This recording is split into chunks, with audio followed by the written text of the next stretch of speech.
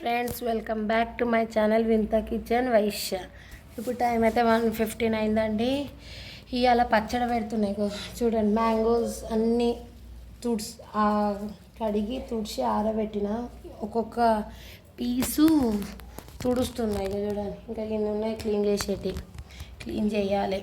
ఇవాళ ఖచ్చితంగా మ్యాంగో చట్నీ పోపు పెట్టేయాలి. నేనైతే అల్లం పచ్చడి పెడతానండి. మీరు పచ్చళ్ళు పెట్టినరా, స్టార్ట్ చేసిండ్రా? ఖచ్చితంగా కామెంట్ చేయండి. వీడియో మాత్రం కంటిన్యూ చేస్తాను. Stay tune. 2 kgs mango pieces correct measurement చేశాను. ఒక గిన్నెలో వేసాను. 2 kgsకి 200 grams చిల్లీ పౌడర్ ఆ మ్యాంగో పీసెస్లోనూ వేసాను. నెక్స్ట్ 400 grams సాల్ట్ అండి.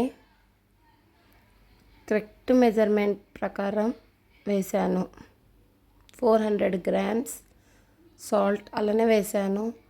100 grams ఆవాల పొడి అండి. నెక్స్ట్ 4 teaspoon మెంతులు లో ఫ్లేమ్లో వేయించుకున్నాను. ఆవాల పొడి కూడా మ్యాంగో పీసెస్లో వేసి కలిపేసాను. మంచిగా కలిపినాను చూడండి. డ్రై రోస్ట్ అయింది. గ్రైండ్ పట్టుకున్నాను. 400 grams జింజర్, 400 grams గార్లిక్ రెండు కలిపి మిక్సీ చేసాను చూడండి. నేను చెప్పే మెజర్మెంట్ 2 kgs మ్యాంగో పీసెస్కి.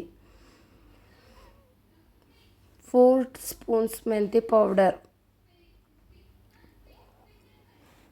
నెక్స్ట్ ఆ జింజర్ గార్లిక్ పేస్ట్ కూడా అలా కలిపేస్తున్నానండి.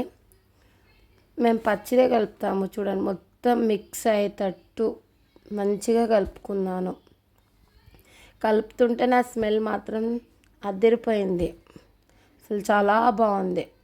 మీరు ఇలాగిన ట్రై చేస్తే మాత్రం మీ చట్నీ పర్ఫెక్ట్గా ఉంటుందండి. నేను చెప్పే మెజర్మెంట్స్ 2 kgsకి అండి.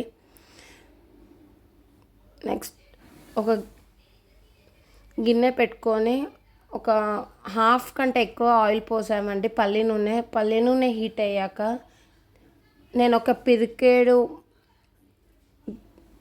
ఆవాలు, ఒక పిరికేడు జీలకర్ర వేసి లో ఫ్లేమ్లో వేయించుకున్నానండి. చూడండి లైట్ బ్రౌన్ కలర్ చూడండి వేగిపోయింది.